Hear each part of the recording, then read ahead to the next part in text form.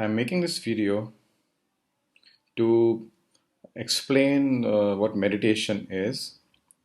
I am teaching meditation for last 1 year because of my own experiences I had in my visits to the Himalayas in the last 4 years, exploring my own self and also trying to find out what is the reality of life.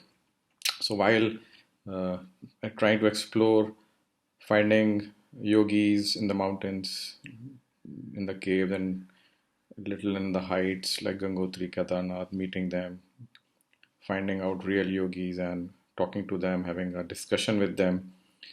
I and doing an analysis of myself, my life, my actions.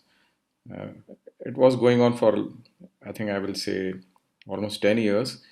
And 2015 to 19, I was traveling a lot to Himalayas, which is very divine and high vibrations, places which are very having high energy and vibrations. There are people, yogis, who are having high vibrations, with a lot of wisdom. So this, I will say, effectively 10 years of self-analysis and exploration about the self awakening and realization got me to a stage in 2015 in one of the cave in Rishikesh in a called Tatwale Baba's cave. I had this experience of my mind becoming without any thought. So I started analyzing it, how it happened, and it remains like this. I generally don't have too many thoughts. Uh, I mean, generally one thought at a time, and if I can sit and close my eyes and meditate, I can even remove that thought also and can remain thoughtless. And I can sit for uh, a long time. Maximum I've tried is 2 hours of meditation, and I don't do it regularly. For me, meditation is first stage of meditation is to reach a state of calmness of your mind. So how do you achieve that calmness? I did a analysis, scientific analysis, and came to realize a kind of a methodology and a process which prepares you to reach a state where you can calm your mind. And once you calm your mind, if you can calm your mind, if you can control thoughts, if you can not let the thoughts come and hit you, then you have your mind available to you to do what you want to do, whether you are standing or sitting or doing anything in your awake state or conscious state. So, in your conscious state, your mind is kind of purified and it is stable and it is focused, it is devoid of any worries and thoughts which are not required. So, this is what I try to teach, the methodology which I've developed. So, so before I take you to the methodology which I use to explain how to prepare yourself to calm your mind, I will like to tell you few things about meditation. That what exactly is meditation? Meditation is about mind, and we want to have a peace of mind or control of mind, focus mind. Or another way is that you live in the present. When you live in the present, your mind is not thinking of future and past. So that time also the mind is in the present and thinking only of what you're doing at that moment. It is not really thinking of something about the future and something about the past. Why it doesn't do it, there is a lot of philosophy to understand. So then also another way of calling meditation is uh, self-realization, what or also realizing what is reality. If you understand the reality, then your mind will not get distracted by the non-reality, the illusionary world, which or the materialistic world, in which we live in. So there are many definitions to meditation. Have a content mind. Another definition of meditation is reaching superconscious state or higher conscious state. Another definition is purification of mind, and it's also called union of mind and body also. So, and Yoga Sutra philosophy, it's the seventh step out of 8 steps. The eighth step is called enlightenment or samadhi, but seventh step is called meditation, and it starts from different other steps like discipline, withdrawal of senses, asanas, which we generally call yoga, but that is not yoga. Yoga is in 8 steps, and the seventh step is meditation, eighth step is enlightenment. So basically, what all yoga people are trying to learn is not that. And even after reading these books in teacher training courses, people still don't understand what is yoga, and they get stuck at asanas and postures. But there are seven more aspects of yoga. And the main key aspect of yoga is meditation, where you basically reach a peace of mind, and it's about living happily. So it's attaining permanent happiness with consistency and constant. When it is constant, means the mind is stable. So many definition, many ways of looking what is meditation, and then going further beyond this is samadhi, which is called enlightenment, which is the higher goal, the goal beyond meditation, which talks about going to super conscious state and having much more many more experiences which are beyond space and time. It's also called being spiritual. Once you reach a meditative state, and when you start experiencing things beyond space and time, then that's when you are actually a spiritual person. Before that, you are only trying to prepare yourself to be spiritual, but you become spiritual only when you experience this, when you experience things beyond the physical uh, spectrum of existence which we see with our sensory organs, which whatever you can perceive beyond your sensory organs through your mind is actually superconscious state, and those experiences make you spiritual, and those experiences make you feel the power of mind, what all mind can do. You can relate to energy, manifestations of energy, transformation of energy, and manifestations of mind. So those are the different stages of uh, meditation. So first milestone is cleaning the mind, clearing up the mind, so that you can actually then meditate. So that stage is called contemplation, or I will say preparation for reaching that stage. Now, this contemplation is broadly into observation. You have to keep observing, keep questioning, be analytical in finding out the answers by questioning, be logical, introspection, do the introspection, do deep introspection truthfully, understand the reality. When you observe from life, so learning has to be from life. Learning need not be, you don't have to go to books or anywhere else. You have to start observing the things around you in your life.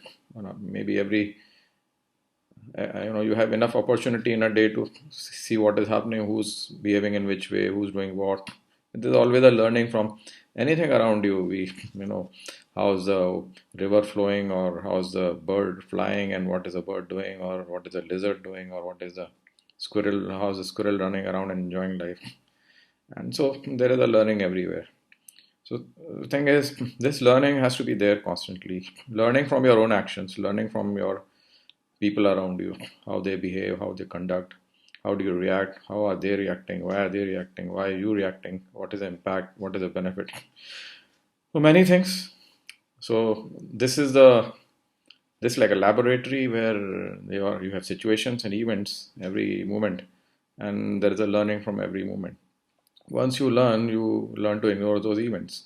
You don't react to those events. So ultimately, you learn not to react to anything, because once the learning is done from every situation, every kind of situation, you move on to the bigger, more complex situation. So this learning doesn't end. When it ends, when you reach enlightenment, then only it ends. But till the time you don't reach there, the situations will keep coming and with different intensity and try to make you learn. And if you don't learn it, they'll keep coming with even harsher, tougher intensity till the time you get a hard kick, and then then you decide, okay, I need to learn now. There's something wrong. So also, this philosophy is about learning, trying to find out what is going wrong with you. What are you doing wrong? Now, the methodology I will like to tell. This is a brief idea about meditation. And before I go to the methodology, I will also like to tell that no techniques can actually make you meditate. No techniques can purify your mind. No techniques can calm your mind, because that mind doesn't work. It's not a physical object. It is logical object. It is physical, but it runs on a logic, and that logic has to be understood. How is the mind processing your thoughts, how the inputs are coming to the mind, and how it is giving the output. So what kind of outputs is being created, what is being used to create that output, what is the basis So the basis of the output is um,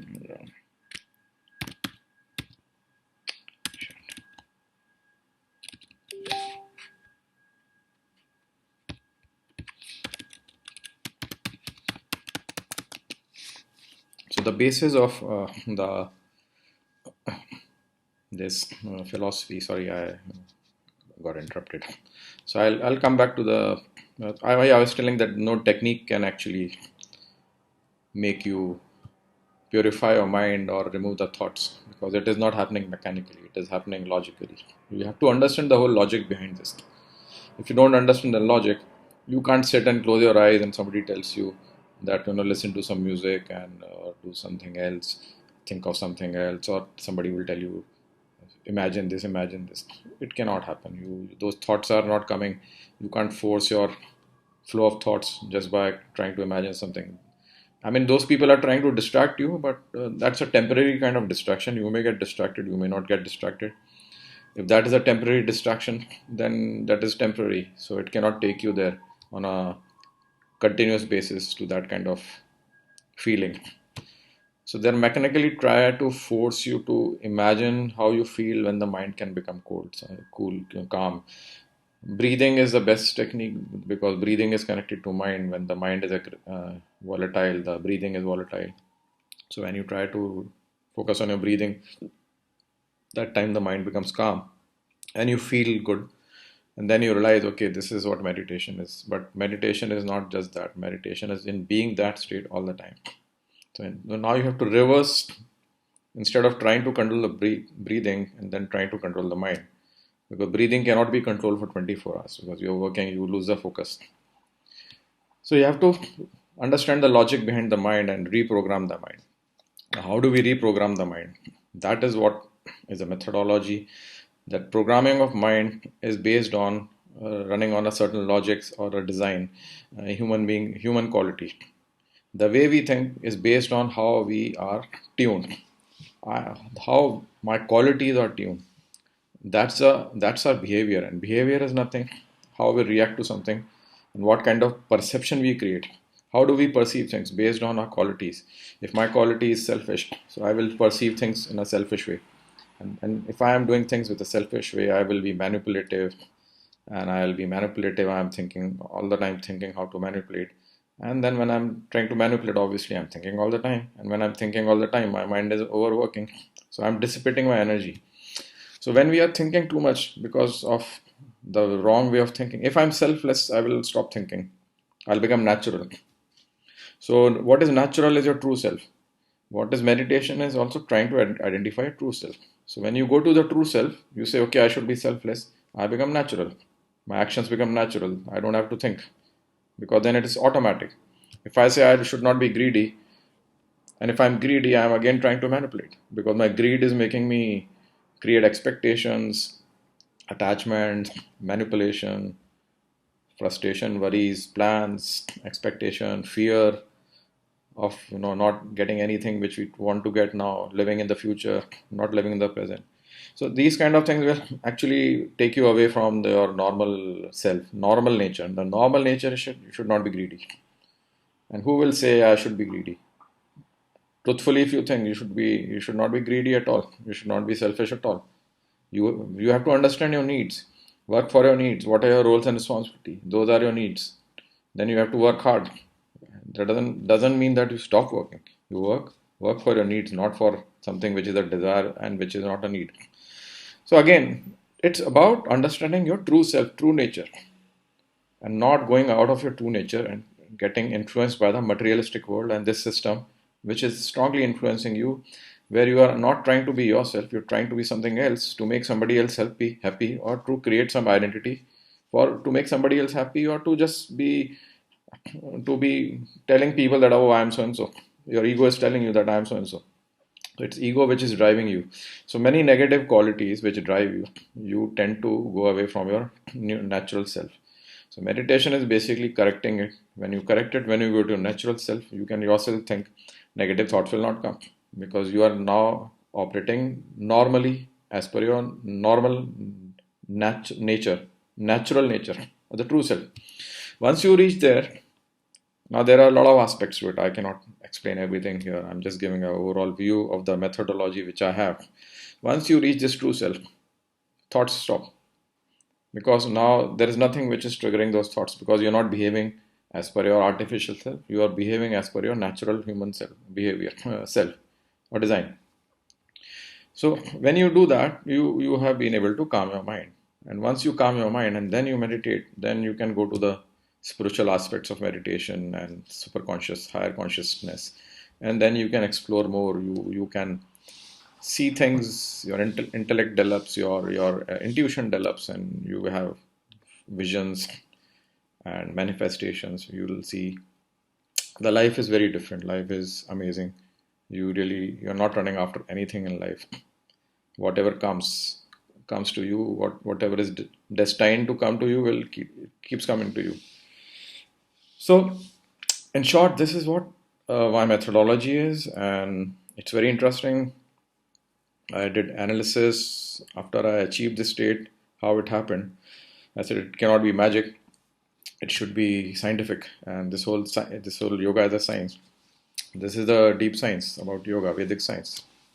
And these signs have been found by the rishis and munis and the yogis going into deep meditation in the isolation, and that's how they found it. Because they disconnected from the world for a long time and then they realize the reality. It's so simple. When I was thinking, the curiosity of finding these yogis who go to the mountains and they disconnect completely and they meditate for days and months together. They basically learn how to live without them, away from the illusionary world, and then they connect to the reality. They connect to the self. They connect to the universe, and the alignment of the energy happens, and the resonance happens. Synchronicity happens with the universe and the energy of your soul. When that happens, then things happen. So thank you for listening to me. I hope you like it. I tend to speak fast, and I feel a little helpless. Bye bye.